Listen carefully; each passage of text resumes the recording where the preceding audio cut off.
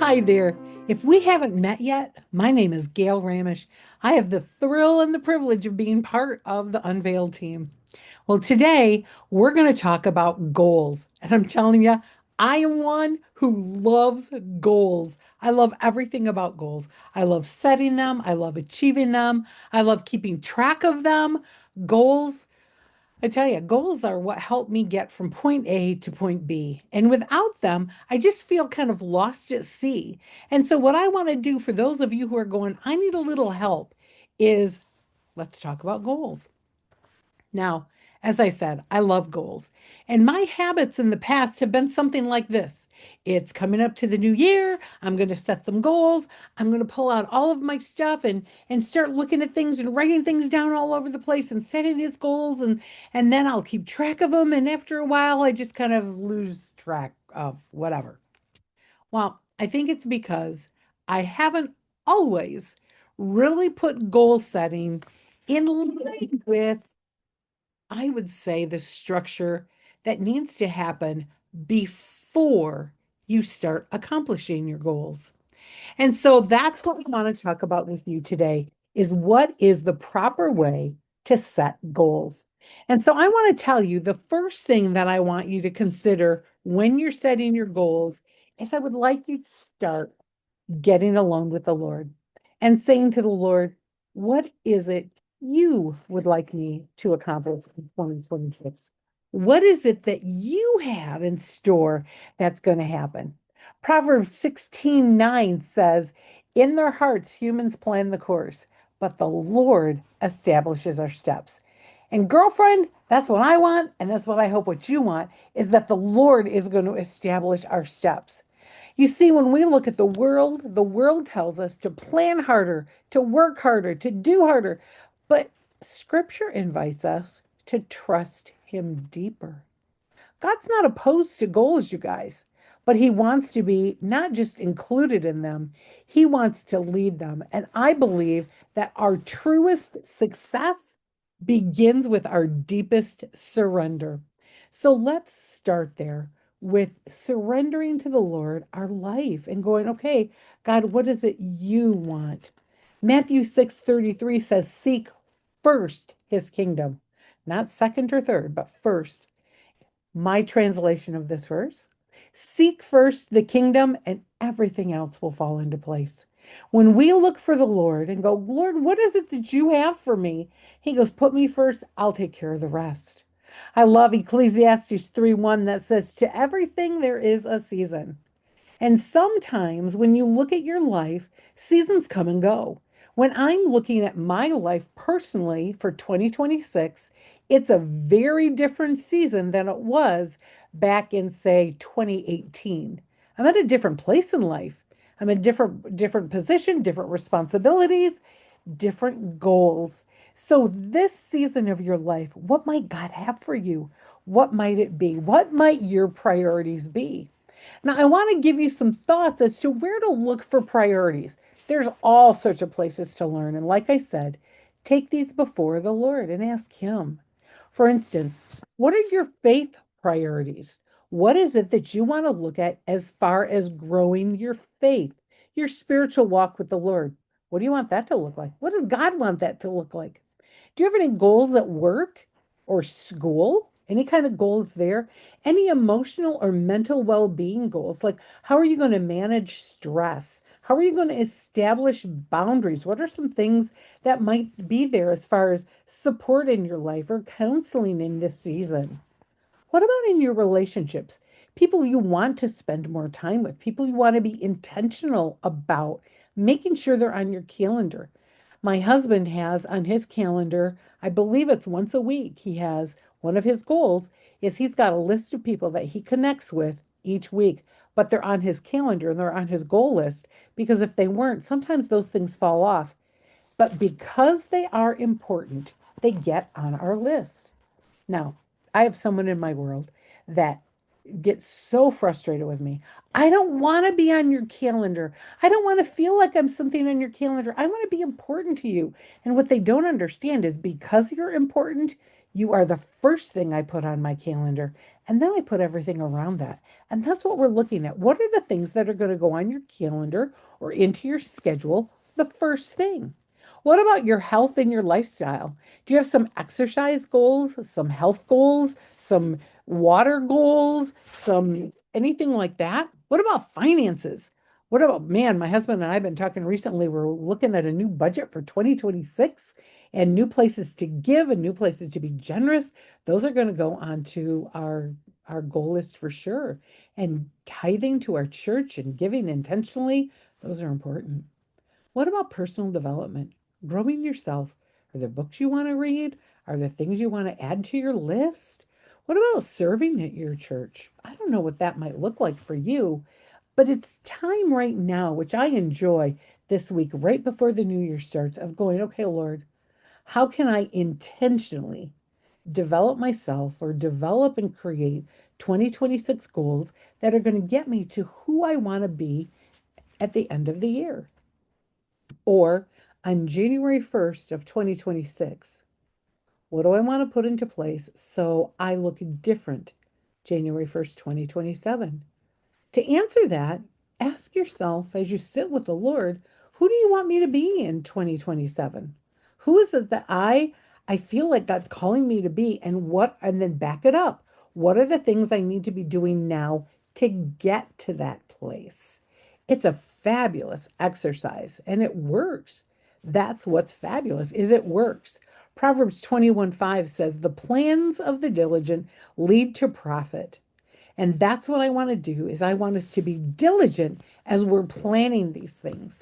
So as you're looking at your goals, I want you to write them out clearly, not just um, I think one of the big ones is I want to lose weight. Well, that's not going to get you anywhere. I want to lose weight. You could say that all day long. I want to lose weight. I want to lose weight. But without a plan, a goal, it's just a wish. You're going to have a plan with it and some more defined parameters around that.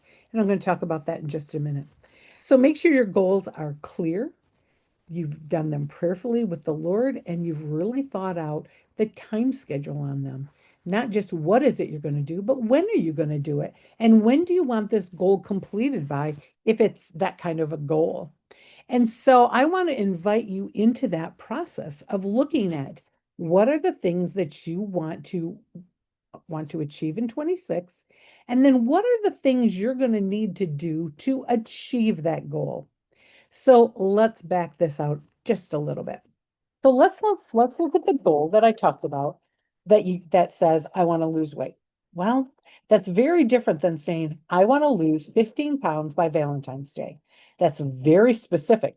For those of you that are savvy in the world of goals, it's a SMART goal. You want it to be have all these things you wanted to. I'm not even going to go through it for you. It gets too complicated. And I don't want this to be complicated. I want you to set a goal, but it's very clear. 15 pounds by Valentine's Day, if that's your goal. Okay. So what do you have to do? If that's the goal, back it up. Boop, boop, boop, boop. What do you have to do to get to that goal? What are those things? So if I want to lose 15 pounds by Valentine's Day, I'm going to do it by eating 6 small meals a day. I'm going to drink 64 ounces of water. I'm going to walk 2 miles 4 times a week. I'm going to go to bed by 9 p.m. and I'm going to meet with a coach every week. There we go. That's my plan. Now, let's say example number 2. I want to deepen my walk with the Lord. I want to be more grounded spiritually. Well, what are the things that I'm going to do to make that happen? Well, I'm going to journal in my New Testament Bible that I just got. I'm going to read a devotional book that was given to me as a gift. I'm going to read my utmost for his highest every day.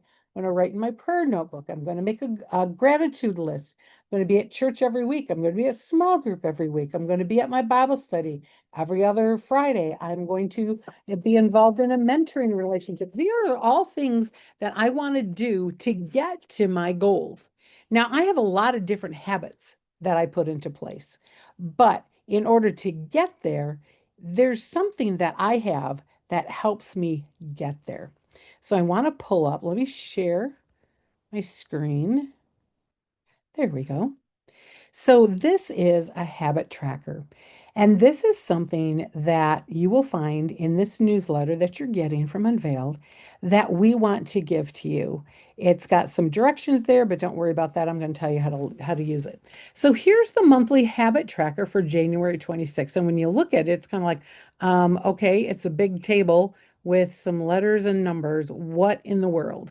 Well, along the top are the days of the week, and along the bottom are or these are the days of the week, and these are the dates.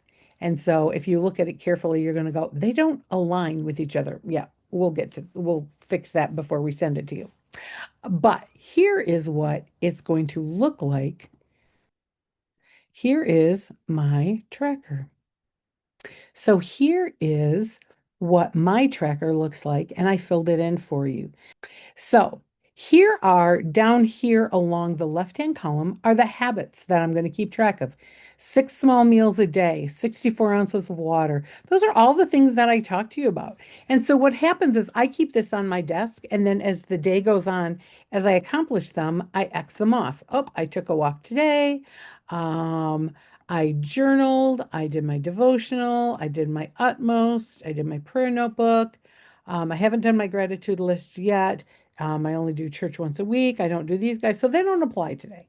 And so as you accomplish things, you're going to check them off. Okay, oh, that was Thursday.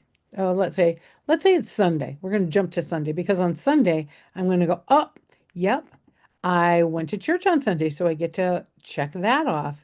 And I did my gratitude list. And so I think you've got the idea that as you accomplish these things, you check them off as you go. And the nice thing about this is we're going to give you this so you have this that you can use on your own. It's a fabulous tool called a habit tracker. And I keep it on a clipboard right on my desk so I can find it super easily. And if you're, let me see if I can grab one. It's not, this isn't my favorite one, but what I like to do to my clipboards is I like to put little ribbons on the top. It gives them some color and some fun. And then I can find them. So for instance, if I'm looking for my business one, here it is. It's the one that's got pink ribbons on it. And so it's just kind of fun. So that just for fun, because when it's a little more fun, it just kind of keeps our interest a little bit. So there you go. Goals, habit tracker. Think about what God wants to accomplish in you in 2026. And I would love for you to jump onto our Facebook page and share how's your habit tracker going. Let me know if you're doing the habit tracker. It's just kind of a fun thing to help throughout the year. Now, one other thing that I do throughout the year is in this past few weeks, I've just been kind of sitting with the Lord and going, Lord, 2026 is coming. We're looking at goals. Absolutely. But I also go, Lord, is there a defining word that you have for me that's going to kind of be an overarching word for 2026? In 25, my husband's word was trust, and he had opportunities galore to put that into motion. In 2025, I did not have a word for the year, but the word for the year before that was the word joy. And I think 20 last year or this current year, 25, joy kind of oozed into this year as well. But it was the word that I created a joy playlist. I bought a shirt that says joy.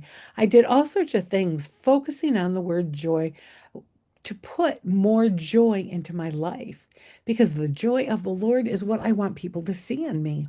Now, for 2026, I have a different word the Lord has given to me, a totally different word than joy. For this year, I'm looking at the word compassion.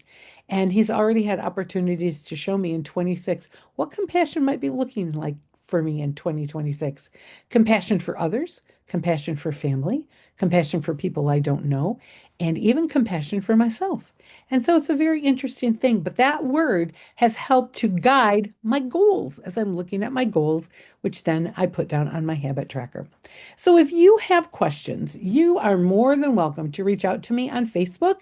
My personal Facebook is Gail Zania Ramish, and you can hit me there. Or you can find me through the Unveiled website or the Unveiled Facebook page, Unveiled Ministries. It's got the purple butterfly. Let's see. I think that's all I have about goals for today. I hope you have a great time, and I would love to hear about your success in putting your goals together, accomplishing your goals, and then following through with your habit tracker. I hope you enjoy it as much as I do.